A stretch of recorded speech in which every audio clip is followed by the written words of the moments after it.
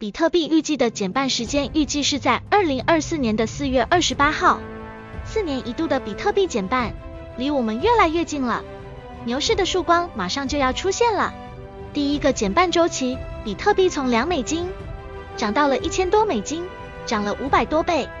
第二个减半周期，比特币从100多美金涨到了2万美金，涨了100多倍。第三个减半周期，比特币从3000美金涨到了6万多美金，涨了20多倍。现在我们来到了比特币的第4个减半周，那么这一轮比特币最高能涨到多少呢？关于这一点，已经有很多博主和专家做过预测，他们有的说是10万美金，有的说是20万美金，有的说是100万美金，但是他们都忽略了一个重要的问题，那就是可能性是多少。比如涨到10万块钱的可能性是多少？100%还是50%？涨到100万美金的可能性是多少？是1%还是10%？如果说我预测比特币在2025年会涨到1000万美金，但是呢，它的可能性只有0.1%，那么这种预测就没任何意义。所以说，我们的预测必须是在高确定性的前提下的预测，否则没有任何意义。在不同的外界条件的干扰下，比特币的价格也会不同。比特币的价格主要受2大方面的影响，一个是内因，一个是外因。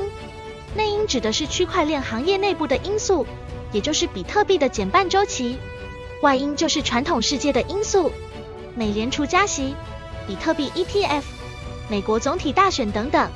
我们先看减半周期。减半周期是被写进比特币的代码的不可更改的规则，那就是每过大概4年，比特币的挖矿奖励会减少一半。2009年比特币刚推出的时候，它挖矿奖励为每个区块50 BTC。2012年第一次减半，变成25个；2016年第2次减半，变成12.5个；2020年第3次减半，变成6.25个。到2024年，比特币将进行再次减半。大家都知道，挖矿奖励是比特币矿工的主要收入来源。如果比特币产量减半，那么假设成本不变的情况下，矿工如果想要维持原有的收入不变，必须把比特币的售价提高1倍。所以，我们从整个市场供应和需求的角度来看，假设需求不变的情况下，供应量降低一半，价格必然会增加1倍。这里的比特币的需求其实就是比特币的共识，这个共识一直在增加的，也就是说，比特币的需求一直在不断增加的。所以，总的来说，从最保守的情况来看，2025年比特币至少会翻倍，也就是达到4万美金，这是一个下限，而且达到这个价格的可能性几乎是100%。另外一方面，在行业内部，除了供需发生变化，还有大家对减半概念的炒作。当然，这个炒作会随着比特币市场占有率的降低而不断降低。第一次减半周期，比特币上涨500多倍，第二次是100多倍，差不多是第一次的1/5。第三次的涨幅是20多倍，又是第二次的1/5。所以按照上涨幅度的递减趋势，那么这一次的减半涨幅是20倍的1/5，也就是4倍，对应价格就是8万美金。总的来说，行业内部的周期和炒作可以让比特币在2025年达到4万美金到8万美金的价格。接下来，我们看外因。首先，最大的外因就是美联储降息。降息将会给市场上带来大量的资金，这些资金就会有一部分会流入加密市场，从而推高比特币的价格。那么，最关键的问题就是什么时候降息？据业内人士分析，美联储将在2024年年中左右降息。他们的分析是根据通胀数据、失业率这些情况得来的，这里我们不详细展开。我在这里说的是与之相关的另外一个外因，美国总统大选。大家都知道，美国总统大选是4年一次，比特币减半周期也是4年一次。这个4年减半很可能是中本聪刻意设计的，而且不仅仅是4年减半，减半的那一年也是美国总统大选年。明年是2024年，比特币在4月份减半，同时11月份将举行总统大选。那么，总统大选跟降息又有什么关系呢？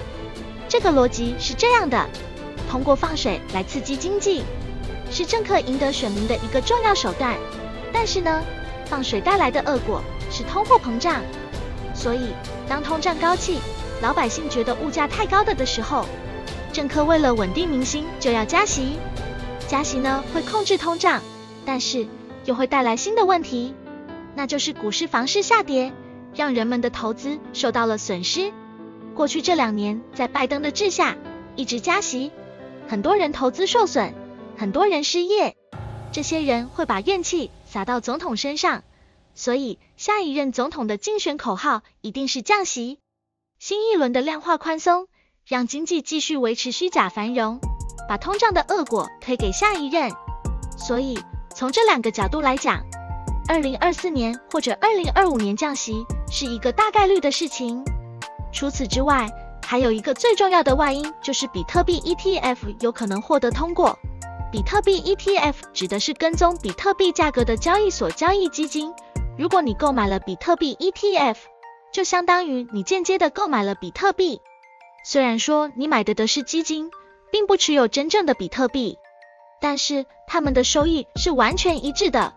比特币 ETF 有2大优势，第一个是对于那些普通的散户投资者，不需要去学习冷钱包、助记词那些复杂难懂的技术操作，只需要像买股票一样，用简单的方法就可以投资比特币，这扩大了比特币的受众。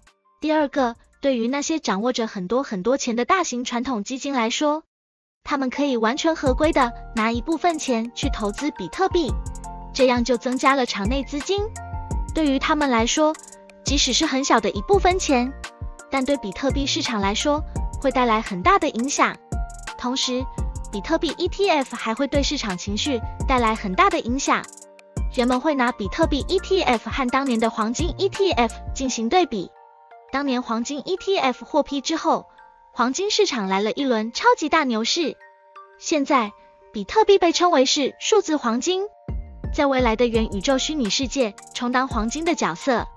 所以说，它完全可能再走一轮类似黄金的大牛市。那么，比特币 ETF 有没有可能通过呢？2021年的时候呢，比特币的期货 ETF 已经通过了。现在大家都等着它的这个现货 ETF 的通过。现在，贝莱德、富达等华尔街重量级机构开始申报比特币现货 ETF。虽然说目前都被 SEC 驳回呢，但是这个诉求已经得到了法院的支持。同时，越来越多的大型华尔街机构也加入到了申请的行列当中来。所以，目前来看，比特币现货 ETF 的获批只是时间问题。总结一下，从以上的外因来看，比特币大幅度上涨的可能性非常高，比特币已经具备了启动牛市的可能性。那么，在内因和外因的综合驱动下，2025年比特币能到多少钱呢？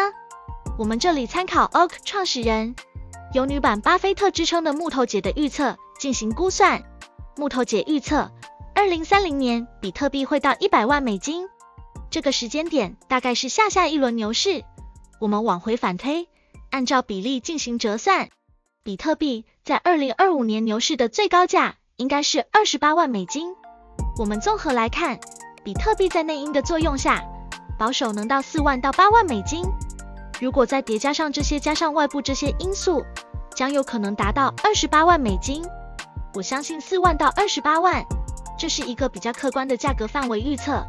也就是说，如果没有降息，也没有 ETF 通过，这些统统没有发生，那么最差的情况，比特币应该到4万美金，不可能再低，大概率会回到6万多美金的上一轮的高点。再乐观一点就是8万美金，如果外部环境变好，就有可能挑战28万美金。但是你说它要上50万美金、100万美金，我觉得是不可能的。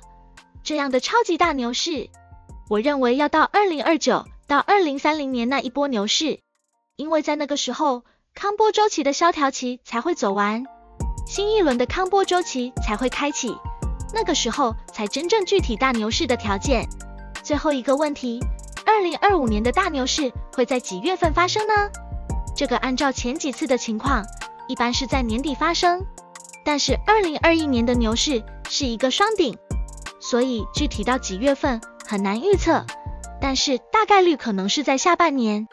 在可能出现顶部这几个月，我们一定要密切关注，在适当的时候逃顶，然后把我们的利润拿到在下一轮的熊市进行抄底，如此往复，不断增加我们的财富。